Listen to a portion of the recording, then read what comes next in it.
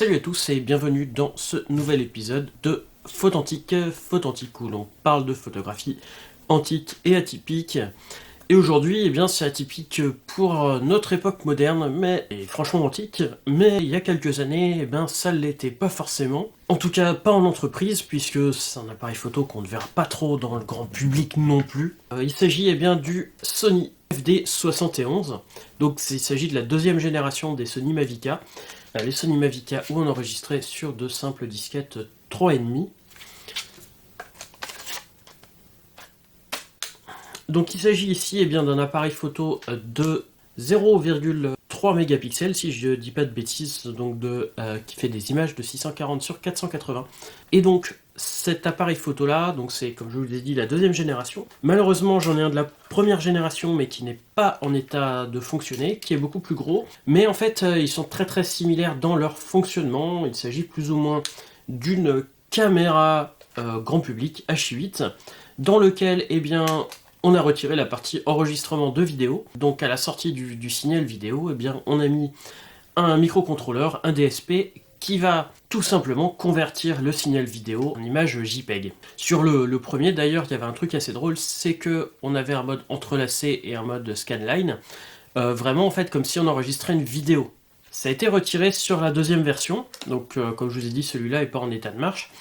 Et puis il est plus petit puisqu'il a un lecteur de disquette spécifique pour appareil photo ou autre, enfin bref, pas un lecteur de disquette standard, alors que le premier est plus gros, plus épais, puisqu'ils ont tout simplement mis un lecteur de disquette standard de PC. Peut-être qu'ils savaient pas si ça avait fonctionné ou qu'est-ce qu'ils allaient faire avec ça, mais c'est en gros les deux gros changements. Donc celui-là, voilà, il y a un lecteur de disquette qui est censé être 2 fois plus rapide que les lecteurs de disquette de PC classiques, puisque la vitesse date du premier IBM PC. Quand on l'allume, on a le droit à notre petit son à type jeu vidéo.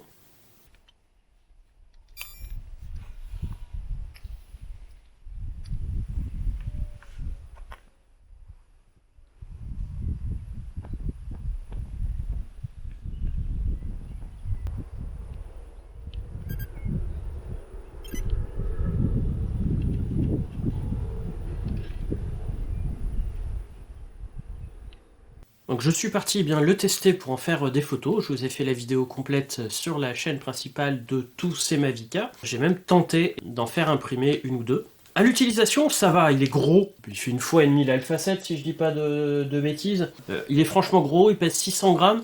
Mais voilà, je m'attendais à vraiment pire au niveau du poids. La première fois que j'en ai testé, finalement, peut rester plusieurs heures avec ça. C'est pas trop lourd, surtout que c'est 600 grammes avec objectif, avec disquette, objectif et tout compris. Donc voilà, c'est pas non plus énorme. Par contre, donc au niveau qualité d'image, donc je l'ai sorti dehors, il propose de faire du négatif, peut-être pour scanner justement des négatifs, donc de le passer en négatif, un mode de solarisation, un mode noir et blanc et sépia. Ces modes sont très basiques. Le microcontrôleur à l'intérieur, la puissance de calcul de ce genre de truc est quand même assez faible. Il faut savoir qu'à l'époque, déjà, la puissance de calcul de nos machines était faible par rapport à ce qu'on a maintenant. Et ici, faut pas trop en vouloir quand on a les différents modes. Le noir et blanc, on retire la saturation. Le sépia, on retire la séparation. Et puis on met un espèce d'aspect marron. Bon, la solarisation, je reconnais que je connais pas trop l'algorithme, mais c'est que des trucs très basiques. Au niveau qualité d'image, sur l'écran arrière, il n'est pas très bien défini. Moi, j'avais quand même l'impression que ça donnait un truc correct. Finalement, une fois que j'ai ouvert sur PC, et encore, j'ai ouvert, quand je dis sur PC, c'est sur un PC de 99. Un K6-2 450 MHz avec 200 mégaoctets de RAM. Même si j'ai un écran un poil plus moderne, il affiche peut-être une définition un peu trop grande pour la taille de la photo. 640-480, c'est vraiment pas gros. Et surtout, on voit en fait tous les artefacts qu'on peut avoir si par exemple on numérise une image depuis une VHS, enfin, plus exactement une super VHS ou une cassette H8, donc analogique. On a tous ces artefacts là, en plus des artefacts de la compression JPEG qui est très forte pour pouvoir enregistrer jusqu'à 16 photos par disquette. On a en plus un mode email qui permet de faire des images encore plus petites. Bon, à l'époque, on avait du 56K, donc il fallait pas chercher à avoir de la très bonne qualité, mais on n'y voit quand même pas grand chose en mode email. Les images sont vraiment toutes petites. À l'impression, voilà, je vous laisse juger ce que ça donne sur papier, mais franchement, c'est pas exceptionnel non plus. Alors il faut savoir que j'ai trouvé quelques rares tests, j'ai eu un peu de mal à les trouver, et vu que je suis pas encore en informatique en 97-98, ben j'ai pas trouvé grand chose. J'ai essayé de pas y passer trop de temps. Et en fait, les reviews sont pas très bonnes. Il y avait déjà mieux en appareil photo numérique, même pour le grand public. Et c'est un appareil photo qui coûtait quand même dans les 5000 francs. Donc voilà, une petite somme. On était très proche du SMIC de l'époque.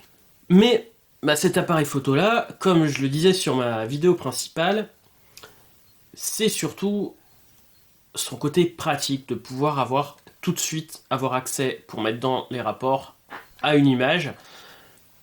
C'était aussi pour ça qu'on avait ce genre d'appareil photo au lycée, puisque on pouvait prendre des photos de nos expériences de physique, chimie, donc notamment pour ce qu'on appelait les travaux personnels encadrés, les TPE. On pouvait faire nos expériences, les prendre en photo. En vidéo sur le modèle qu'on avait, qui était supérieur, je vous montrerai sur une autre vidéo. Mais voilà, en tout cas, on pouvait avoir des fichiers suffisamment petits pour pouvoir insérer dans un document, voire même un document qu'on pouvait envoyer par mail, qu'on pouvait s'échanger. Donc, ces appareils photo-là étaient faits pour ça. Et on peut pas retoucher grand chose parce qu'on a quand même pas grand chose au départ comme information. L'image est vraiment toute petite et pas très bien compressée, pas de façon très efficace. On est sur de la technologie qui a bientôt 30 ans.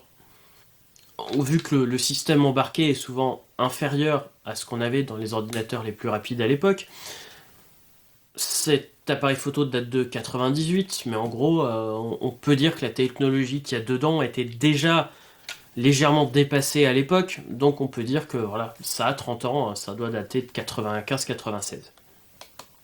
C'est dommage parce que optiquement c'est pas mal.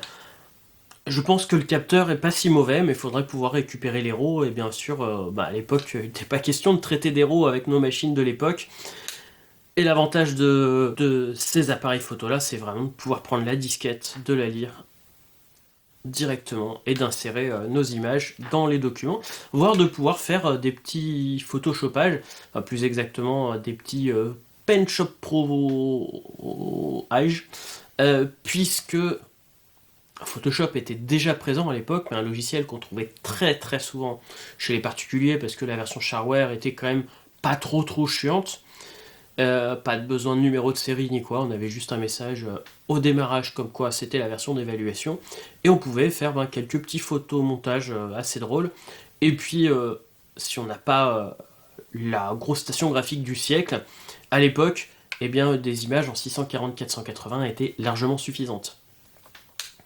Voilà, donc cette vidéo n'est pas pour une fois scriptée, j'ai fait ça pour vous donner un petite impression à chaud après avoir utilisé 2-3 jours. Voilà, j'espère que cette petite vidéo vous a intéressé. Je vous donne rendez-vous très bientôt pour la suite de ces Mavica. Je vais en tester 3. Donc je vais faire la vidéo rapide sur 3 Mavica avant la publication de la grosse vidéo. Donc je vous donne rendez-vous très bientôt justement pour cette grosse vidéo, et puis le reste des Mavica.